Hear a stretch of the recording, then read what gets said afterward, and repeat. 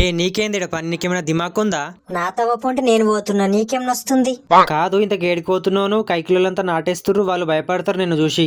రేపు నాగుల పంచమే కదరా, పుట్టల కోతని వెళ్ళిన. ఆ పుట్టలకు ఏం చేస్తావు నువ్వు? మీరు ఓసే పాలు గుడ్ల కోసం పోతున్నా. ఏ నిజం చెప్పు, నువ్వు ఆ పాలు గుడ్లు తాగేందుకే పోతున్నావా? చెప్పు. తాగుతా. మా ఊర్లో 800-900 మంది గుడ్లు పాలు పోస్తారు. నువ్వు అప్పుడు అవన్నీ తిని తాగితే నీ కడుపు ఉబ్బిపోదా మరి? నేనెందుకు తాగుతా గంతగానం? మరి మిగతా అంతా నీ పుట్టలు ఎండిపోతే నువ్వు వేడుంటావు, నీ ఇల్లంతా పచ్చ కదా ముందే వర్షకాలం. నేను మొత్తానికి కుడదానికి రాలే, చుట్టం సూపు కొద్ది వచ్చిన పండుగ.